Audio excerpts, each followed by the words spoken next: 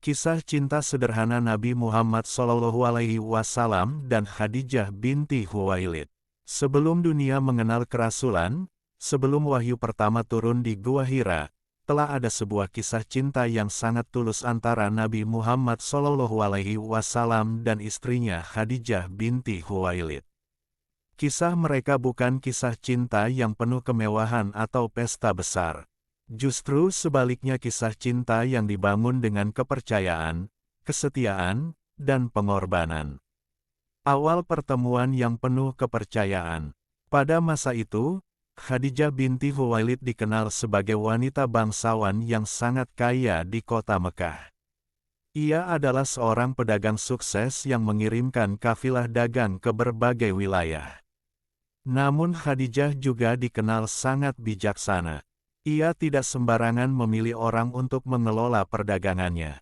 Ketika ia mendengar tentang seorang pemuda bernama Muhammad SAW yang terkenal dengan gelar Al-Amin yang artinya, orang yang sangat terpercaya. Ia tertarik untuk mempercayakan perdagangan kepadanya. Nabi Muhammad SAW pun memimpin perjalanan dagang ke wilayah Syam. Perjalanan itu berhasil dengan sangat baik. Keuntungan yang dibawa pulang bahkan lebih besar dari biasanya. Namun yang membuat Khadijah semakin kagum bukanlah keuntungan itu, melainkan kejujuran dan akhlak Nabi Muhammad SAW. Lamaran yang tidak biasa, biasanya laki-laki yang melamar perempuan. Namun dalam kisah ini justru Khadijah binti Khuwailid yang lebih dahulu menyampaikan keinginannya untuk menikah dengan Nabi Muhammad SAW melalui perantara sahabatnya. Saat itu Nabi Muhammad SAW berusia sekitar 25 tahun, sedangkan Khadijah lebih dewasa darinya.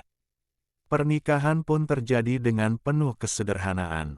Tidak ada kemewahan besar. Namun dari pernikahan itu lahir rumah tangga paling setia dalam sejarah Islam. Cinta yang teruji di saat tersulit. Salah satu kisah paling mengharukan terjadi ketika wahyu pertama turun di Gua Hira. Malam itu Nabi Muhammad SAW pulang dalam keadaan gemetar. Beliau berkata kepada istrinya, "Selimuti aku, selimuti aku." Saat itulah Khadijah binti Khuwailid menunjukkan ketenangan yang luar biasa. Ia berkata dengan penuh keyakinan, "Demi Allah, Allah tidak akan pernah menghinakanmu. Engkau menyambung silaturahmi, menolong orang miskin, memuliakan tamu, dan membantu orang yang kesusahan." Khadijah pun menjadi orang pertama yang beriman kepada Nabi Muhammad SAW.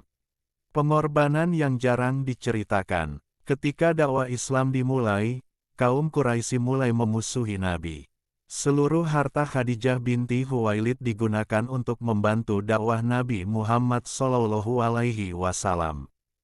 Ia tidak ragu mengorbankan kekayaannya demi perjuangan Islam.